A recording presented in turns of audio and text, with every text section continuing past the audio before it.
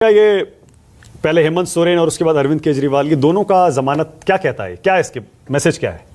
ये कहता है कि ये देश इस संविधान से चलेगा, इस संविधान की रक्षा करने के लिए जो प्राण की आहुति देने को तैयार है उससे चलेगा। आप दो चुने हुए मुख्यमंत्रियों को जेल में डाल देते हैं, चुनाव के पहले आप मेन विपक्ष पार्टी के खाते सीज कर देते हैं। ये सारी चीजें जनता ने देख ली और जनता ने आपको इसका सबक सिखाया। जनता ने आपको आपकी वॉशिंग मशीन का भी सबक सिखाया। 83% जो लोग आपके पास इधर उधर से गए थे वो सब हार गए। मेरा अपना मानना है, राउज एवेन्यू कोर्ट ने एक फैसला किया था, सुप्रीम कोर्ट ने आज एक फैसला किया, उसके बीच में जो हाई कोर्ट में हुआ उस पर चिंता और मनन इस देश में होना चाहिए। और अगर मैं बीजेपी की ही बात करूं, बीजेपी हर बात में यही तर्क देती है, हमारा तो कोई लेना देना इससे है नहीं। अगर कोर्ट बेल नहीं दे रहा, अब कोर्ट ने बेल दी थी तो क्यों नहीं मुक्की खा रहे? मेरा अपना मानना है कि चुनी हुई सरकारों को गिराने का जो षड्यंत्र रचा जाता है, पार्टियों को तोड़ने का जो षड्यंत्र रचा जाता है, सुप्रीम कोर्ट की टिप्पणी सबको याद है ना, गवर्नर और स्पीकर पर क्या कही गई थी महाराष्ट्र में जब शिंदे सरकार बनी थी। तो मेरा अपना मानना है कि बहुत सारी बातों का जवाब इस बेल में है, बहुत सारे तथ्यों का जवाब इस बेल में है। पर जिस तरह से ईडी केस जब चल रहा है, धीमे से जल्दी से ऐसी बेल मिली, सीबीआई को केस सौंप दिया जाता है, मतलब सीबीआई अरेस्ट कर लेती है, कहीं ना कहीं बौखलाहट दिखाता है सरकार की। मुझे ऐसा लगता है कि जनादेश से लेसन सीखने चाहिए और लेसन है कि अहंकार मत कीजिए, तानाशाही मत कीजिए, इसको अपना सबसे बड़ा ग्रंथ, अपनी गाइडिंग लाइट मान के चलिएगा तो देश आपको चलाएगा, नहीं तो देश निकाल के बाहर कर देगा। आपको लगता है पता चल गया है कि ये संविधान का मुद्दा इस बार इलेक्शन में चला है, इसीलिए आप नतीजों के बाद मतलब मैं केजी में पढ़ने वाली बच्ची तो हूं नहीं। संविधान इस देश का सबसे मुझे लगता है सबसे सेक्रेट टेक्स्ट है। संविधान रक्षा दिवस बीजेपी मनाती तो और बात थी, आजकल तो अजीबोगरीब बातें करते हैं। हाँ, वो ला रहे हैं संविधान हत्या दिवस मना रहे हैं 25 जून को। किसकी औकात है संविधान की हत्या करने की इस देश में? ये देश उठ खड़ा हुआ ना, आप संविधान के तार तार कर रहे थे।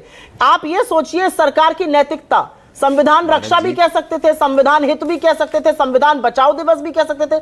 संविधान हत्या, इस संविधान की हत्या करने वाला अभी इस देश में नहीं पैदा हुआ है। ये अमित शाह जी और नरेंद्र मोदी जी अच्छे से याद कर लें। अच्छा, अब मैं आपको थोड़ा सा फंसाना चाहता हूँ। फंसाइए, मुझे पता आप क्या फंसाएंगे, उसके पहले ही मैं बात कर देती हूँ। नहीं, मैं फंसाऊंगा। चलिए फंसाइए। देखिए, आम आदमी पार्टी के साथ जब तक आपका गठबंधन था तब तक आपके लिए बड़ा आसान था। इंडिया अलायंस में बड़ी मुश्किल से आपने उनको सपोर्ट किया, शराब घोटाले पर खुल के काफी उनको मिन्नतें करनी पड़ी, स्टैंड लेना पड़ा। अब आपका गठबंधन टूट चुका है, दिल्ली में भी नहीं है, पंजाब में भी नहीं है। ऐसे में अब शराब घोटाले पर आपकी पार्टी का स्टैंड क्या है? शराब घोटाला हुआ है दिल्ली में या नहीं हुआ है? हमारा स्टैंड वही है जो पहले था। और मैं उस स्टैंड को मुखर होकर बोलने से पहले ये बता दूं कि ओरिजिनल शिकायतकर्ता उस स्कैम में हम हैं, कांग्रेस पार्टी है, नॉट द बीजेपी। बीजेपी के 7 सांसद थे, 8 एमएलए, तमाम काउंसलर, लेकिन बीजेपी नींद बढ़िया ढक के मुंह तोपकर सो रही थी। हमने बोला गलती हुई है, कुछ गड़बड़ हुई है, इसकी जांच होनी चाहिए। जांच करती ईडी। आज ईडी की, सीबीआई की साख पर बात आ गई है भाई। जांच करते करते जब आप वैमनस्य की राजनीति करने लगते हैं तो जांच में और प्रतिशोध में अंतर नहीं रह जाता है। आपने जिस तरह से चुनाव के समय उनको अंदर किया, हेमंत सोरेन को अंदर किया, उनको तो आपने बेल भी नहीं दी कि वो बाहर आकर प्रचार कर सके। ये जनता देख रही है। हमारा स्टैंड पहले भी था, गड़बड़ हुई है, उस पर जांच होनी चाहिए, लेकिन जांच का मतलब प्रतिशोध नहीं है, जांच का मतलब तानाशाही नहीं है, जांच का मतलब संविधान के तार तार करना नहीं है।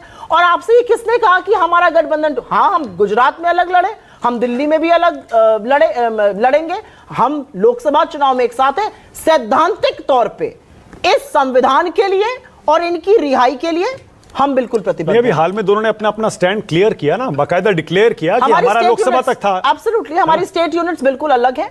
और ये बहुत बार लोकतंत्र में होता है, इसमें कोई रॉकेट साइंस नहीं है, ये तमाम जगह होता है। बीजेपी ने खुद भी काफी होता है, लेकिन फिर जो इश्यूज आपने उठाए उन पर आपका स्टैंड बदलना नहीं चाहिए। नहीं, स्टैंड वही रहना चाहिए। इसलिए क्योंकि ये सैद्धांतिक लड़ाई है।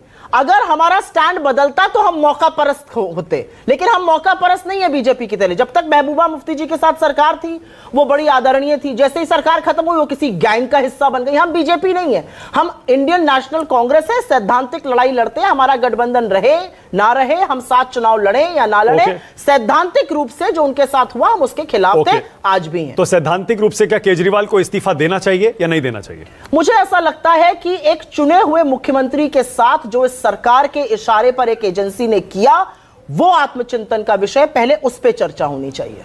यानी उनके रेजिग्नेशन की डिमांड पर आपका कोई I stand mean, नहीं है? who is बीजेपी कह रही है who is anybody to tell an elected chief minister what you should and should not do is also something that we should deliberate कैसे upon. काम कर रही है आम आदमी पार्टी की सरकार दिल्ली में? मुझे ऐसा लगता है बहुत सारी चीजें करने की जरूरत है जो नहीं हो रही है। बहुत बढ़िया।